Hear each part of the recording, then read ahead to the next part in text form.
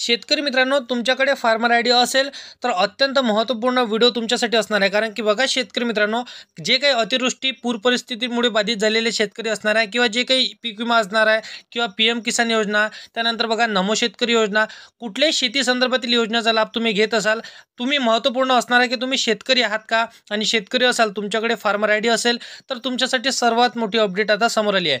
बघा शेतकरी मित्रांनो, फार्मर आयडीमध्ये भरपूरसे घोड व्हायला लागले आहे.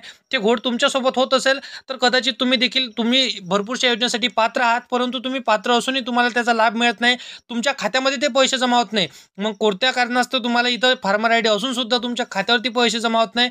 कारण की बघा फार्मर आयडीचे घोड खूप जास्त इथं प्रमाणामध्ये होत आहे, तर भरपूरशा शेतकऱ्यांपर्यंत ही योजनेची माहिती आता पोहोचू शकत नाही. आता बघा तुमच्याकडे फार्मर आयडी असेल, तुम्ही शेतकरी असाल, इथं शेतकरी ओळखपत्र जर तुमचं स्वतःचं तुम्ही बनवलेले असेल तर तुम्हाला भरपूरशा योजनेच्या माध्यमातून पैसे मिळतील, परंतु ते पैसे तुम्हाला फार्मर आयडीमध्ये घोड असल्यामुळे तुम्हाला मिळत नाही. तर कदाचित तुम्हाला ही माहिती परिपूर्ण माहिती नाही, तर व्हिडिओला शेवटपर्यंत नक्की बघायचं आहे. कारण की बघा तुमच्याकडे जर फार्मर आयडी असेल तर अत्यंत महत्त्वपूर्ण व्हिडिओ हा तुमच्यासाठी असणार आहे. कारण की भरपूरसे तुमच्यासाठी 50-50, 60-60 हजार रुपये मिळत असते, परंतु एका घोडामुळे हा तुमच्या अकाउंटमध्ये पैसे जमा होत नाही. मग ते कोणता घोड असणार आहे? जेणेकरून तुम्ही शेतकरी असाल तर तुमच्यासाठी तर महत्त्वपूर्ण आजचा व्हिडिओ 100% ठरणार आहे. व्हिडिओला शेवटपर्यंत नक्की बघायचं आहे. कारण की बघा शेतकरी असाल तर तुम्ही कदाचित या योजनेपासून वंचित असाल, तर तुमचे बघा ह्या योजनेमध्ये तुम्ही पात्र कसे व्हायचं आहे, कोणता फॉर्म तुम्हाला भरायचा आहे, जेणेकरून जे काही तुमच्या फार्मर आयडीमध्ये घोड झालेला आहे तो दुरुस्त करून तुम्हाला या योजनेचा लाभ कसा घ्यायचा आहे ते देखील तुम्हाला सांगतो. व्हिडिओला शेवटपर्यंत नक्की बघा शेतकरी मित्रांनो. अखेर मोठ्या प्रतीक्षेनंतर अखेर शेतकऱ्यांच्या खात्यामध्ये अतिवृष्टीचे आणि रब्बी अनुदानाचे पैसे जमा व्हायला सुरू झाले आहे, परंतु यामध्ये काही घोड झालेला आहे. बघा शेतकरी मित्रांनो, फार्मर आयडी तुमच्याकडे असेल तर कोणता तो घोड तुमच्यासोबत झाला जेणेकरून तुमच्या खात्यामध्ये 25 ने 30 हजार रुपये आले नाही, म्हणजे तुमच्या खात्यामधून येता येते ते पैसे रिटर्न झाले किंवा घोड तुमच्यासोबत झाला असं सुद्धा आपण म्हणू शकतो.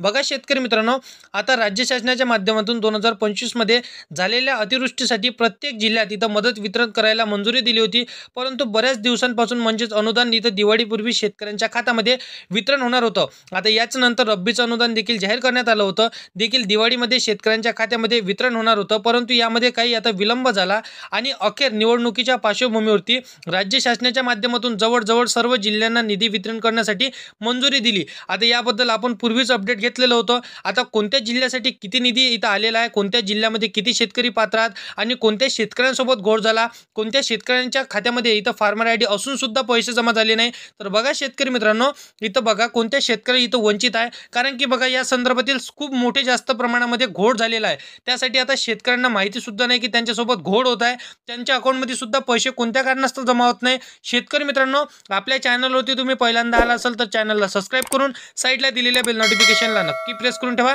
जेणेकरून अशीच महत्त्वपूर्ण व्हिडिओची नोटिफिकेशन तुम्हाला डेली भेटत राहणार.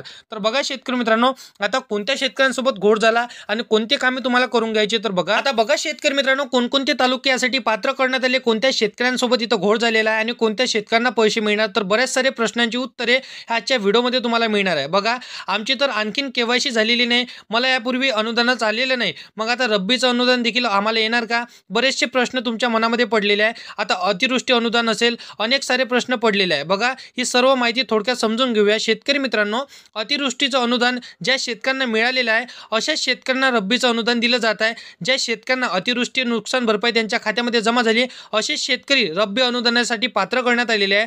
आता शेतकऱ्यांना पूर्वीच अतिवृष्टीचे पैसे मिळाले आहेत, अशा शेतकऱ्यांच्या खात्यामध्ये हे रब्बीचं जे काही अनुदान असणार आहे ते त्यांना खात्यामध्ये जमा व्हायला सुरुवात झाली, सरकारने मंजुरी देखील केली.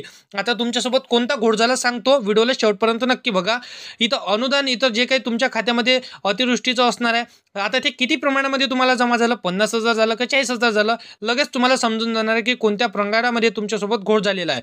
आता रब्बीचं अनुदान मिळालेलं आहे. शेतकरी मित्रांनो, यामध्ये अनुदान वितरण होत असताना जरी निवडणुकीचा इथं आचारसंहिता लागलेला आहे तरी इथं सुद्धा नैसर्गिक आपत्तीचं अनुदान असल्यामुळे याचं वितरणामध्ये इथं कुठली इथं आकडेवारी म्हणजे थांबाथांबी नाही, परंतु इथं हे तुमच्या खात्यामध्ये पैसे टाकणं सुरूच आहे.